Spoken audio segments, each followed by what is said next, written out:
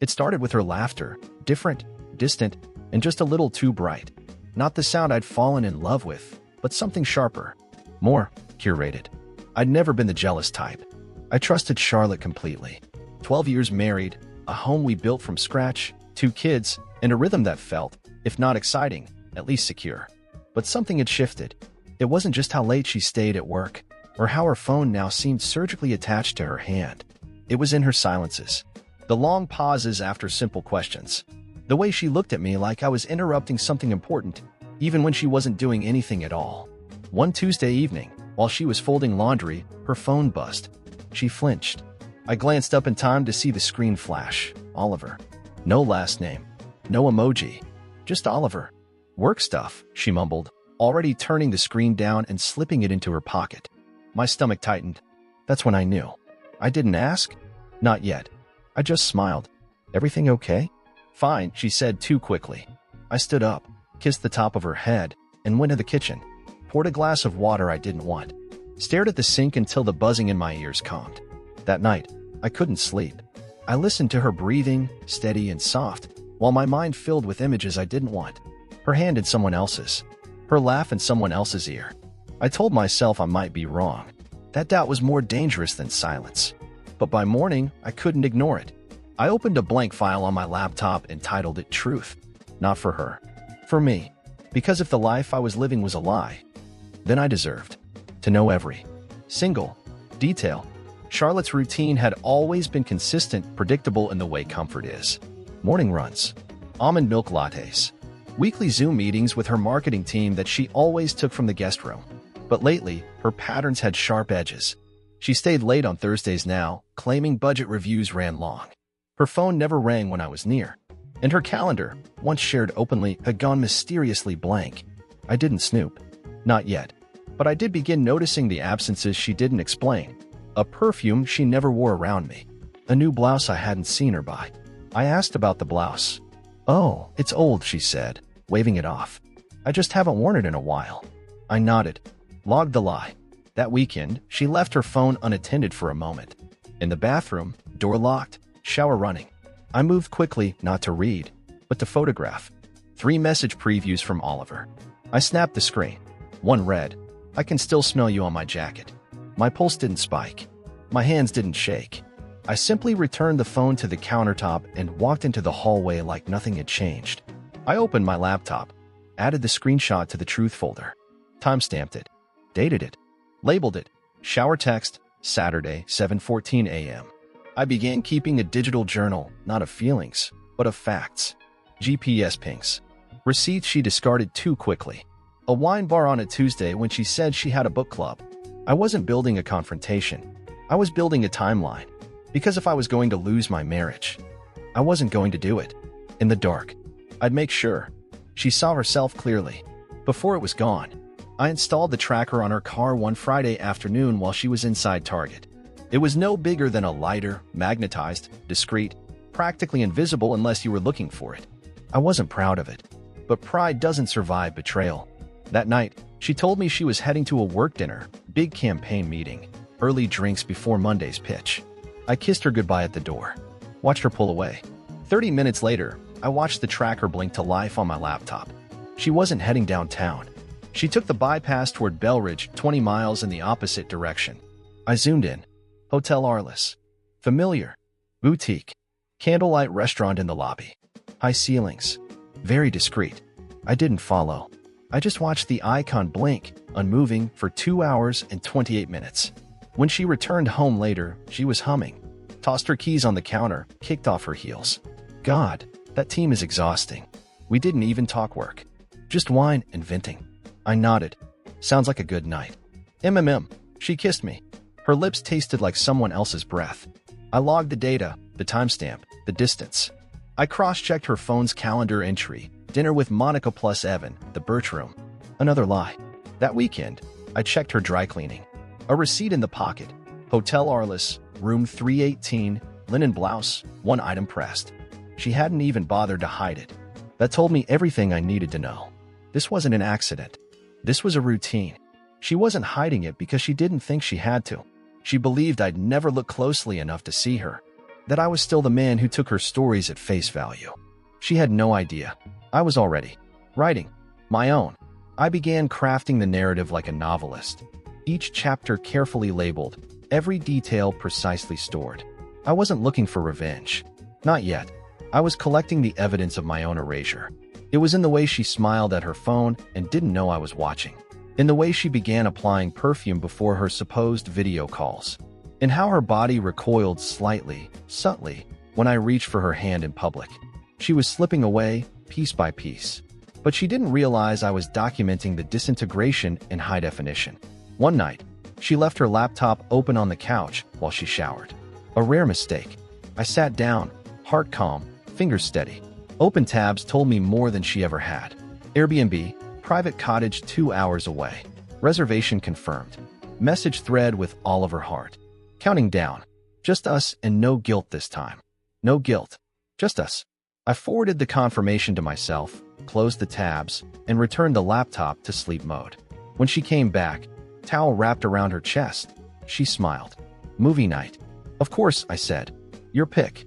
She chose a romantic comedy. I barely watched. I was too busy imagining the cottage, the wine, the fireplace, the version of her she gave to him so easily. And yet, she still came home to me. Shared bills, shared space, shared lies. I wondered if she ever thought about the risk. If she ever considered the possibility that I might wake up and stop believing her rehearsed life. I didn't ask. I just smiled when she curled up next to me, as if the warmth between us hadn't already frozen solid.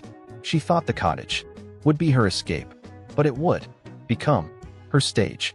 I waited until the day before her cottage trip to make my move. Charlotte told me she was heading to a women's leadership retreat, the same vague excuse she'd used last fall. She kissed the kids goodbye, promised to FaceTime at bedtime, and gave me a soft look that might have once meant something. This time, it was just theater. I hugged her at the door. Be safe, I said. Take pictures. Of course, she smiled. We're doing a digital detox, but I'll try. That last part was new. She was covering herself more carefully now. She knew the lies were piling up, but she still didn't know I'd already read the full script. After she drove off, I packed a bag, left the kids with my sister, and took the highway in silence. I didn't head to the cottage. Not right away. First, I stopped at Oliver Hart's office, a bland corporate building in a bland part of town. He worked in software licensing. Nothing special, nothing dangerous, just another suit in another cubicle who thought he was the exception to decency. I walked in like a courier, left a manila envelope at reception with his name on it. Inside, photos, screenshots, printouts of texts, a short note that read, "You're not the only one she lies to." Then I left, drove the final 45 minutes to the Airbnb. I parked across the road in a borrowed car and watched. Charlotte arrived at 3:14 p.m. Oliver showed up at 3:41. They kissed in the driveway, laughed, carried in wine. At 5:03 p.m., the door closed. Curtains drawn. I waited another 20 minutes, then sent one message. Not to her, to the Airbnb host. You should know the couple staying in your cottage isn't who they claim to be. And attached a photo. Then I drove home, smiling, for the first time in months. By Sunday evening, the fallout had already begun. Charlotte came home disheveled, more rushed than usual, her suitcase barely zipped and her smile strained. Retreat was intense, she muttered, breezing past me. Barely slept. We did these trust-building exercises. Honestly, I'm wiped. I nodded slowly. You seemed offline the whole time. Yeah, signal was terrible, she said too fast. She didn't look me in the eyes. That was new. A subtle shift. Like she was suddenly aware of being seen. I let her settle in, let her take a long shower, make tea, kiss the kids, and sit quietly on the couch beside me like nothing was wrong. But she was distracted. Her phone buzzed twice. Both times she ignored it. By Monday morning, she was on edge, whispering on calls, closing her laptop when I entered the room. I waited until she left for the store, then opened her email on our shared desktop. The password hadn't changed. The thread with Oliver was still open. Only this time, he was the one unraveling. I got a letter, Charlotte. Someone knows. They sent it to my job. My wife found the texts. She's leaving. You told me this was safe. She hadn't responded. Not yet. Her draft box was open. Half-written apologies, frantic attempts to calm him. excuses dripping with panic. I printed them, added them to the folder.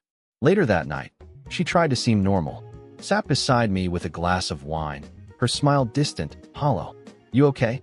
I asked. "Just tired," she replied. "Long weekend." I paused, looked at her. "Wanted to tell me about it?" She blinked, almost flinched. But then she shook her head. "It was nothing worth repeating." I smiled. "You're probably right. Because soon, she'd be repeating everything. To everyone. Whether she wanted to or not." The unraveling began slowly, like a thread pulled from the edge of a perfectly tailored dress. At first, just fraying, then seams, then the whole thing falling apart in her hands. By Wednesday, I noticed she wasn't eating. She stared into her coffee like it had answers. Her phone never left her side, but she stopped typing. Just stared at the screen, waiting, hoping probably, for a message that wouldn't come. Oliver had gone silent. I knew because she tried to check his social media on her laptop, the one still synced to our family's Wi-Fi router. The logs showed her reloading his profile page 6 times in one evening. Each time, met with the same result, account deactivated. She tried calling him. Once, then again, and again. I watched her pacing the kitchen with her phone pressed to her ear, whispering, "Come on, please." No answer. She slammed her phone on the table and cried silently into her hands. I watched from the hallway, said nothing, did nothing. Because now, the walls she built were closing in. Her house of cards hadn't just collapsed. It had lit itself on fire. And still, she hadn't confessed. Still, she wore the mask. Still, she poured wine at dinner and asked about my day like the storm hadn't arrived. That night, while she showered, I replaced the picture on the mantle. It used to be our wedding photo. I swapped it with one of the kids and me at the lake, just us, laughing. When she noticed, her face twitched. She didn't say a word, but I knew. She felt the shift. Because she wasn't in the frame anymore. She finally cracked on a Thursday. Not with a confession, Charlotte was too careful for that, but with a question wrapped in feigned concern. "Are you okay with us lately?" she asked over dinner, pushing roasted carrots around her plate. "You've been quiet." I swallowed, wiped my mouth, and met her gaze. "Just tired," I said, echoing the same lie she'd used for weeks. She nodded, but her eyes searched mine. She was trying to find the version of me that didn't know. The man she could still fool, but he was long gone. That night, she tried to initiate intimacy for the first time in months. I let her hands touch my chest. I didn't move. "Not tonight," I whispered. "My head's somewhere else." She hesitated, then rolled over without another word. The space between us and bed felt like a canyon. I lay there in silence, listening to the ceiling fan spin, thinking about how much of my life had been lived in the shadow of her performance. She'd stopped texting Oliver. I could see that in the synced logs. She hadn't blocked him, just gone still, waiting. She was afraid, not of losing him, but of losing the illusion, of losing me, the man who'd covered for her, paid bills, picked up the kids, smiled at in-laws while she crafted entire afternoons around someone else's hands. I was done covering. I printed the final set of images, her texts, the Airbnb receipt, a list of dates that coincided with her retreats and late-night meetings. I sealed them in an envelope labeled "To whom it may concern," because soon, it wouldn't be my voice she had to answer to. It would be everyone else's. Saturday was the final rehearsal, not for her, but for me. Charlotte left early that morning, claiming she was meeting a friend for brunch, though I already knew the truth. She needed space to think, to plan, to figure out whether the walls I'd built around her were closing in. Meanwhile, I prepared the guest list. 12 people, her parents, her sister, her boss and wife, a few of our closest friends, and 2 neighbors she adored for their Instagrammable lives. It was Charlotte's idea, ironically. "Let's do a fall dinner, small, intimate, warm. I want people to feel loved." The irony wasn't lost on me. I booked the venue she'd wanted, a charming loft downtown with string lights and reclaimed wood. I confirmed the caterer, finalized the wine pairings. I even helped her pick the dress she'd wear, watching her twirl in front of the mirror, admiring her reflection while the secrets hung invisible over her shoulder. The slideshow was ready, a single file on a sleek, encrypted tablet programmed to autoplay at the touch of a remote. 10 slides. No commentary, just timestamped truth, blurred images from hotel cameras, screenshots of her messages, location data synced with her own calendar entries. I added one new image, a mirror selfie from Oliver, one she'd saved to a hidden album labeled "In Case." He stood shirtless, grinning, with her hairbrush on the dresser behind him. The date, our anniversary. I included that photo last. Then I added a slide that read, "The story behind every smile you believed." I placed the tablet into a custom-made box, wrapped it in a ribbon that matched the dinner's autumn color scheme, and addressed it simply, "Play me." When Charlotte returned home that evening, she looked brighter, lighter. "I think we're okay," she said out of nowhere. "I mean, you and me, right?" I tilted my head. "Why wouldn't we be?" She smiled, almost relieved. "I don't know. I've just missed you." "Then it's a good thing we'll have everyone we love together next week," I said. "Perfect night to celebrate something real." She nodded. And I swear, she had no idea. The fire she lit was already burning. The day of the dinner arrived draped in golden light and crisp wind, Charlotte's favorite kind of weather. She buzzed with excitement, flitting around the house in a robe and rollers, rehearsing lines for her toast while I adjusted the centerpiece boxes she'd hand-picked weeks before. "Do you think it's too much if I mention how lucky I am?" she asked, half laughing as she held up 2 different earrings. "No," I said. "You should definitely say that." She smiled, kissed me on the cheek, and went back to curling her hair. I stood in the doorway for a moment, watching her rehearse gratitude with the conviction of an actress accepting an award she hadn't earned. The venue looked stunning. Guests arrived in waves, each welcomed with wine, flickering candles, and warm background jazz humming through the loft. Charlotte floated between conversations like a seasoned hostess, all charm and sparkle, her betrayal buried beneath layers of laughter and curated elegance. I played my part too. Toasted with her, laughed when prompted, complimented the chef. No one suspected a thing. That's what made it perfect. After dessert, she stood, glass in hand, and clinked her fork gently against the rim. The room hushed. "I just want to say something really quick," she began. "This year has taught me a lot about love, about strength, about how, even when things get hard, the right people stay." She looked at me. "And Andrew, you've been my anchor." My jaw didn't twitch. My hands didn't shake. I smiled softly and raised my glass. "Actually," I said, interrupting gently, "I have something too." I walked over to the table near the wall and picked up the box marked "Play Me," placed it carefully on the table in front of the room. "This," I said, "is for everyone who ever believed in truth." "Charlotte, this story is yours." I clicked the remote. The tablet flickered to life. The first slide appeared. Her smile faltered.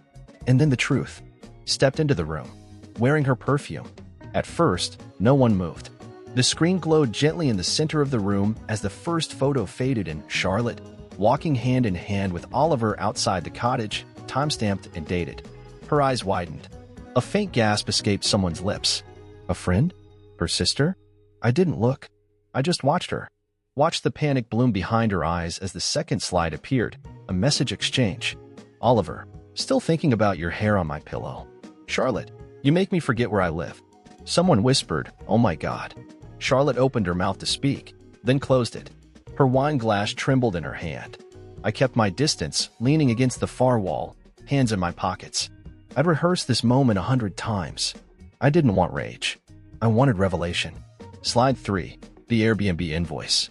Slide 4, the hotel receipt from a night she said she was helping a friend with a family emergency. Slide 5, a mirror photo of Oliver with her unmistakable red scarf in the background. Guests began shifting. Her boss murmured something to his wife.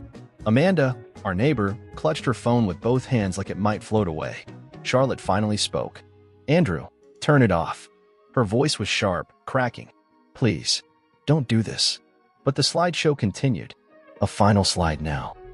To everyone she fooled, including me. This is what loyalty looked like. Then black. Silence. No one clapped. No one moved. Charlotte looked around, desperate for an ally. There were none. Her parents stood frozen, lips tight. Her sister covered her mouth, stunned. She turned to me, pleading now. "Why would you? Why here?" I stepped forward, calm as ever. "Because this is the version of you everyone deserves to see. Not the one you dress up for dinner parties." She reached for me. I stepped back. "Don't," I said softly. "Tonight, you're not the victim."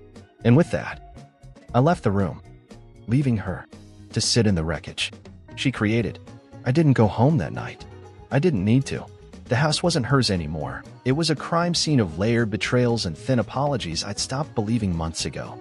I stayed at a quiet rental on the edge of town, a place with creaky floors, strong coffee, and not a single memory of her etched into the walls. My phone buzzed nonstop, missed calls from her, unread messages from friends, even a short email from her boss. I hope you're okay. If you need anything, I'm here. The irony made me laugh. By morning, she'd gone silent, likely stunned into damage control, trying to patch the cracks in her illusion. But illusions don't recover from full exposure, they shatter. I knew she'd be planning a statement. She always had a way with words, spinning gold from ash when cornered. But this time, the ash was all anyone saw. Amanda sent me a video. Someone had recorded the dinner. Not the slides, just the silence. The shifting glances. The moment Charlotte's voice faltered. Watching it felt surreal. I didn't feel proud. I felt clean. Lighter. Like I'd finally stepped out from behind the curtain she'd pulled across our lives. By noon, a post appeared on her social media. Life is complex. Sometimes we make mistakes we wish we could take back. Please respect my privacy while I focus on healing and growth. Comments were disabled. I stared at it for a while, then deleted her from every platform, blocked her number, unfollowed every trace of our shared life. That evening, I poured a drink and sat on the balcony, watching the sun drop behind unfamiliar trees. She thought she'd control the narrative, but this time, her truth spoke first. Charlotte tried one final approach, a handwritten letter left at the front door. I found it 2 days later, tucked inside a white envelope with my name in delicate script, the same handwriting from anniversary cards, from notes once left on the fridge that said, "Love you always." I didn't open it right away. I held it, felt its weight. It was thin, 2 pages, maybe 3. I brewed a cup of coffee, sat at the kitchen table, the one she'd leaned against the night she said, "I'd never do anything to hurt us," and finally read it. It started with regret. Apologies that felt polished, practiced. She wrote, "You didn't deserve this. I know that now." Then came the justification. I was lonely. I needed to feel wanted again. Oliver wasn't about love. He was about escape. And finally, a soft plea wrapped in nostalgia. "I still remember the way you looked at me when we first met. I don't know if we can ever go back, but if there's a version of us that still exists, I'd fight for it." I folded the letter. Didn't rip it. Didn't burn it. Just slid it into the bottom drawer of my filing cabinet, beneath tax documents and warranty slips, right where forgettable paperwork goes. That night, I sat in the garden alone. The air was cool. The lavender bloomed beside me, untouched by any of this. I thought about how much love I had poured into a person who built an entire life with an exit hatch hidden beneath the floorboards. I wasn't angry. I wasn't grieving. I was simply done. Some endings arrive like storms. Others, like letters you choose not to answer. Weeks passed. People moved on. The dinner party became a story told in quiet corners, with lowered voices and widened eyes. Some pretended it never happened. Others called to say they admired my restraint, my dignity. I didn't want admiration. I wanted peace. And now, I had it. The house was different, lighter. I replaced the rug she picked, painted over the gray wall she insisted was moody but elegant. I made it white, clean. I started cooking again, for no one but myself. Real food, spices, heat. I played music out loud, left the doors open. One morning, I ran into her sister at the market. She stopped in front of me like she didn't know whether to hug me or apologize. "She's not doing well," she said after a moment. "She's lost everything." I nodded. Sometimes, that's the cost of truth. Her eyes softened. "You really loved her, didn't you?" "No," I replied. "I loved who I thought she was." That evening, I opened the truth folder on my laptop. All 67 files. I hovered over it for a moment, then dragged it to the trash. Clicked, empty. I didn't need the receipts anymore. The proof had served its purpose. The damage had been done, the reckoning delivered. What mattered now was what I built from the silence. I signed up for a writing class, donated the dress shoes I hadn't worn since that night, bought a new camera. Not to record betrayal, but to capture life as it actually was. Unfiltered. Because real love, for others, and for yourself, can't survive inside someone else's lies. The final exposure didn't happen in a room. It happened in inboxes. Quiet, measured, intentional. I sent one email. Not a message of revenge, but a message of completion. I addressed it to her employer's internal ethics committee, attaching a PDF of her duplicated travel receipts and falsified expense reports, the ones I found while building my case. Not to ruin her, but to end the illusion. Charlotte had been claiming business retreats for 2 years, most of which were personal getaways with Oliver. Reimbursed. Filed. Approved. I wrote nothing in the body of the email. Just facts. The subject line, in the interest of transparency. Within 48 hours, her name was removed from their site. Within a week, she posted a vague statement on LinkedIn, stepping away to realign my personal and professional values. No comments. No likes. Just a slow, digital fading. Some might have called it overkill. But the lie she lived had funded itself on my silence, and I was done financing her delusion. Amanda called me a few days later. "Did you hear?" she asked, voice quiet. "I heard. She's saying you ruined her." I paused. She ruined herself. I just turned the lights on. That night, I stood on my porch as a warm rain began to fall. I let it hit me barefoot, bareheaded, unafraid. I didn't think about her. I didn't think about Oliver. I thought about the quiet strength of knowing the truth and never needing to raise your voice to prove it. Because real revenge doesn't shatter the world. It makes sure they have to live in the one they broke. It took time. Quiet, careful time. But eventually, I planned the final move not to hurt her, but to make sure she could never twist the narrative again. Charlotte had left one thing behind in the rush of her unraveling: the house.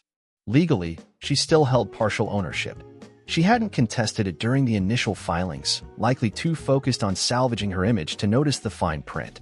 I waited until the timing was exact 6 months to the day since the dinner party. Then I filed for full transfer of ownership, citing abandonment, financial discrepancy, and breach of agreement.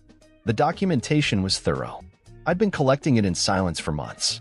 She received the letter via certified mail. A week passed. Then 2. No reply. The court granted the motion. The house, the last place we ever pretended to love each other, was finally mine. Entirely. I changed the locks, repainted the front door, replanted the flower bed she once claimed was too much work. And then, one last gesture. I printed a photo one I'd taken of the house bathed in morning light, long after she left, and mailed it to her with a single note. I kept what was real. You can keep what was false. No return address. No name. Just the image of a home no longer haunted by lies. I stood in the living room that evening, sun pouring through clean windows, and exhaled a breath I didn't know I'd been holding since the beginning. The revenge wasn't in the fire. It was in the rebuild. In brick by quiet brick. I created something she could never tear down again.